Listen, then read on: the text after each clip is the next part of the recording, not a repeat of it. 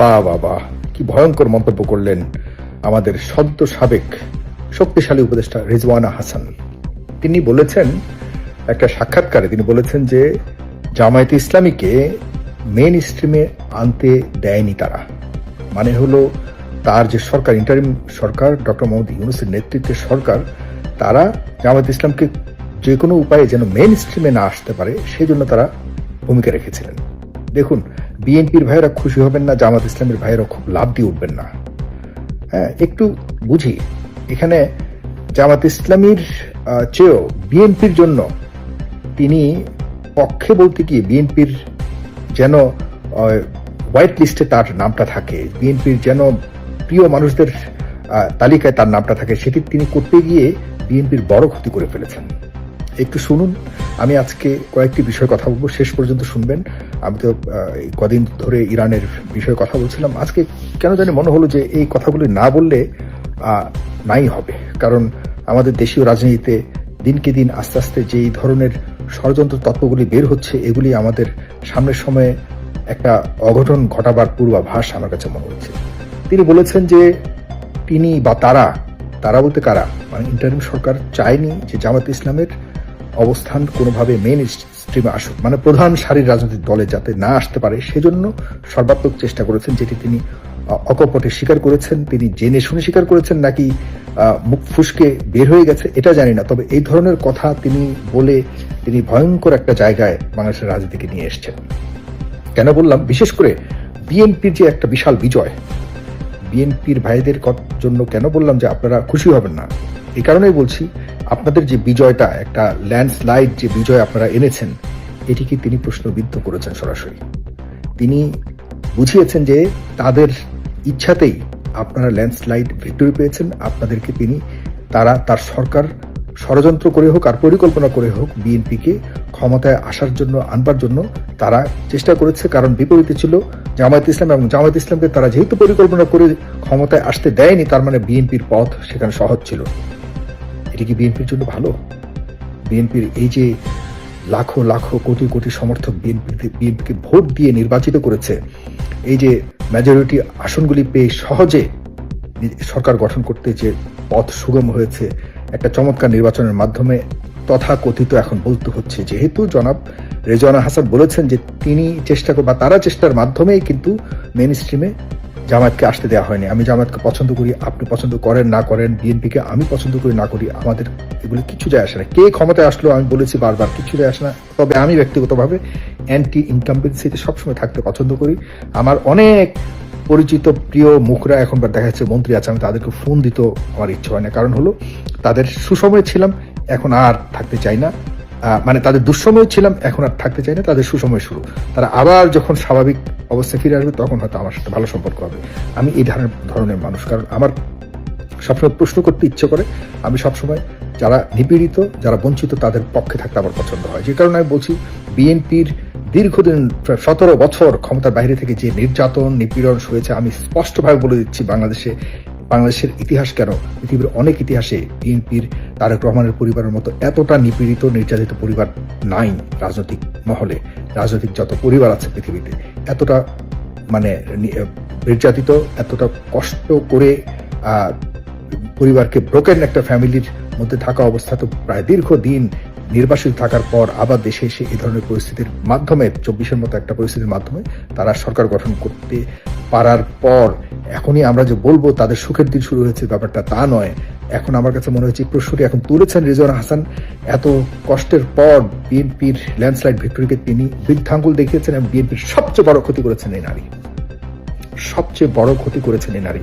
এই নারীর বিরুদ্ধে কি কি আছে, কি কি অভিযোগ উঠেছে ইতিমধ্যে আপনাদেরকে আমি সেটা পরে বলছি। আর পাশাপাশি জামাত ইসলামের কি করলেন তিনি, আপনাকে কে এই অধিকার দিয়েছে, কে এই সাহস দিয়েছে যে আপনি বা আপনারা জামায়াত ইসলামকে বা কোনো দলকে, জামায়াত ইসলাম কেন, কোনো দলকে আপনারা পরিকল্পনার মাধ্যমে, পরিকল্পনা তো নয়, এটা ষড়যন্ত্র করেছেন যে আপনারা কোনো দলকে মেইন স্ট্রিমে আনতে চান না, সেটা আপনারা করেছেন। How dare you, who are you?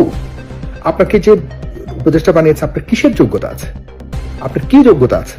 আপনি বহু বড় বড় যে রিয়েল এস্টেট কোম্পানিগুলির বিরুদ্ধে পরিকল্পনার সাথে আপনি মামলা করে করে আপনি সেখানে কোটি কোটি টাকার দুর্নীতি করেছেন, এরকম অনেক অভিযোগ রয়েছে।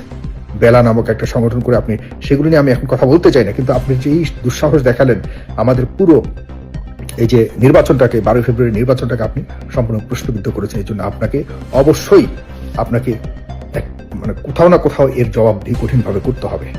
এটা এত সহজে এই বিষয়টা সমাধান হবে না। সামনে ভয়াবহ একটা বিষয়, বা এই কথাগুলি নিয়ে সামনে একটা ভয়াবহ কনফ্লিক্ট হবে, রাজনীতিতে একটা বড় ধরনের অবস্টাকল তৈরি হবে। সেটার জন্য আপনাকে এগুলো জবাবদিহি করতে হবে। রিজওয়ানা হাসান 1, 2 হলো, এই রিজওয়ানা হাসানকে কিসের বদৌলতে, কিসের যোগ্যতায় তিনি থেকে শুরু করে এই যে পুরো সিন্ডিকেটটা এই 2-3টা ছেলে সহকারে, যে ছেলেগুলির ব্যাপারে এখনো পর্যন্ত দুর্নীতির অভিযোগ বের হচ্ছে, তারা এখন ইদানিংকালে যেসব স্টেটমেন্ট প্রকাশ করছে, আমি জানি না। আপনি দেখুন, জামাত ইসলাম বা শিবিরের মানুষজনকে বলি, আপনারা খুব মানে অতিরিক্ত মানুষকে মাথায় তুলে ফেলেন, আবার মানুষকে হঠাৎ করে এমন ভাবে আছাড় মারেন। এসব কারণে আপনাদের এই ভয়, অতিরিক্ত ভালোবেসে কাউকে মাথায় তুলে যখন আপনারা কিছু কিছু তাদের অন্যায়কে পর্যন্ত আপনারা সরাসরি ডিক্লাইন করে কিছু অন্যায়কেও আপনারা দেখেছে যে স্বাভাবিক করবার ক্ষেত্রে ভূমিকা রাখেন, এটি ঠিক নয়, এটি আসলেই উচিত নয়। আপনাদেরকে অবশ্যই বাস্তবতা মানা উচিত। কারণ হলো, যখন কারো বিরুদ্ধে কোনো অভিযোগ ওঠে, সেই অভিযোগগুলো যাচাই বাছাই করে এরপর আপনাদের তার পক্ষ বা তার বিপক্ষ নেওয়া উচিত। কিন্তু আমরা দেখতে পাচ্ছি যে আপনাদের পক্ষে যদি কেউ থাকে, তার বিরুদ্ধে কোনো ধরনের অভিযোগ উঠলেই আপনারা সেই অভিযোগকর্তা বা সেই অভিযোগকারীর বিরুদ্ধে আপনারা একটা মানে গ্রুপ লেগে যান যে তাকে যে করে হোক তার সম্মান হানি করতে হবে। এগুলি ছাড়ুন, প্লিজ, এগুলি ছাড়ুন। বহু কষ্ট করেছেন আপনারা গত 17 বছরে, আপনারা কেউই রাজনীতি করতে পারেন না, আপনাদের শীর্ষ নেতাদেরকে হত্যা করা হয়েছে, আপনারা এখনো পর্যন্ত একটা পরীক্ষিত সময় পার করছেন, খুব মুমূর্ষু সময় পার করছেন। সুতরাং আপনাদের ভালোর জন্য বলি, আপনারা যে কাউকে মাথায় উঠাবেন না, আবার যে কাউকেই পদদলিত করবেন না। আপনাদের এই অভ্যেসটা ছাড়ুন, আপনাদের প্রতি এই অভ্যেসটা প্রত্যেকটা মহল থেকে আসে। আমি আপনাদের একজন শুভাকাঙ্ক্ষী হিসেবে বলছি, আপনাদের এই আচরণ ছাড়ুন। আপনারা দয়া করে যাকে যেখানে যে যোগ্যতা অনুযায়ী যাকে যেখানে সম্মান দেওয়া উচিত সেখানে দিন, আর যাকে দেওয়ার দরকার নেই প্রয়োজনে দিয়েন না। তবে দিয়ে কাউকে মাথায় উঠে আবার সময় আপনাদের যখনই কোনো না কোনো একটা মানে আপনাদের পক্ষের না হবে তাকে আছাড় মেরে ফেলে দেওয়া, অপমান করা, এগুলি করবেন না। এইসব বিষয়ে টাইম ওভার। এখন আমরা নতুন বাংলাদেশের চিন্তা আছি। দয়া করে যারা অপরাধী তাদের অপরাধগুলিকে সামনে আনবার জন্য সহযোগিতা করুন। আমি এই বিষয়গুলি এই কারণে বললাম, রিজওয়ানা হাসানকে স্পষ্ট করতে হবে তিনি কি বোঝাতে চেয়েছেন। তিনি নির্বাচনকে প্রশ্নবিদ্ধ করেছেন, তিনি বিএনপির বর্তমান সরকার গঠনকে সম্পূর্ণভাবে প্রশ্নবিদ্ধ করেছেন, এবং জামাত ইসলামকে তিনি আরেকটা বিষয় জামাত ইসলামের ব্যাপারে বলেছেন যে জামাত ইসলামের একটা বিষয়, সেটা হলো নারী স্বাধীনতা বা নারীদের ক্ষমতায়নে যেন স্পষ্ট হতে পারে, সেগুলিকে তিনি নিশ্চিত করতে চান। আপনি জামাত ইসলামের নারীদের অধিকার সম্পর্কে আপনাকে কেউ দায়িত্ব দিয়েছে এককভাবে যে আপনি এটি করতে গিয়ে আপনি তাদের নাগরিক অধিকার, তাদের গণতান্ত্রিক অধিকার, তাদের নির্বাচনের অধিকার, এগুলি আপনি ষড়যন্ত্র করে নস্যাৎ করবেন? আপনাদের মতো মানুষ অযোগ্য, আপনাদের মতো এই টাইপের বেঈমান পাবলিক যারা সুযোগ পেয়ে সরকারের বিভিন্ন ধরনের সুবিধা গ্রহণ করে আবার এখন থেকে দেখেন সবগুলি এই যে টাইপের ব্রিগেডিয়ার সাক্ষর টাকর যেগুলি আছে, এগুলি আবার এখন দেখবেন যে সব নর্মাল চলে গেছে। সরকারের সকল রস খেয়ে এখন আবার এই মিনমিন করে কথা বলবে, আবার কোনো একটা যখন দেশের একটা পরিবর্তনের মতো বা সরকার সুযোগ নেওয়ার মতো আবার একটা অবস্থা তৈরি হবে, আবার এগুলি আবার বের হবে। এবার একটা সিন্ডিকেট, এই টাইপের মানুষগুলিকে আমাদের ইগনোর করা উচিত। এরা আমাদের দেশের মানে এদের কারণেই দেশের সংকট হয়। এদের মিনমিন করে কথা বলে বিভিন্ন ধরনের পক্ষ নিয়ে এরপর সুযোগ যখন আসে এরা কেউ বড় বড় পদ নিয়ে করে। আর রাস্তাঘাটে মরে হলো সাধারণ মানুষ, রিক্সাওয়ালা থেকে শুরু করে দিন মজুর শ্রমিকরা মরে, বিভিন্ন বাচ্চারা মরে, আর ছাত্র আন্দোলন করে, আর মজা নেই এই লোকগুলি। এদেরকে আসলে শিক্ষা দেওয়া উচিত। এদের কারণে আমাদের দেশের গণতন্ত্র এখনো পর্যন্ত প্রশ্নবিদ্ধ। এখন আমরা যদি মোটা কথা বলি, মোটা মাথাওয়ালারা বলবে যে আমরা স্বাভাবিক কথা বলি, তো স্বাভাবিক মানুষের জন্য বলি। স্বাভাবিক মানুষের ভোট এবং স্বাভাবিক মানুষের সহযোগিতা ছাড়া আন্দোলনে যেমন সফল হয়নি, এদেশে সফল হবেও না। আর একটা গণতন্ত্র কখনোই নিশ্চিতভাবে শক্তিশালী হয় না। সুতরাং সাধারণ মানুষকে বুঝবার মতো কথা বলুন, সাধারণ মানুষকে যারা বোঝাতে পারবে তাদেরকে ক্ষমতায়ন করুন। জনাব তারেক রহমান বিদেশ থেকে সিন্ডিকেট এনে আর তাদেরকে শক্তিশালী করবেন না।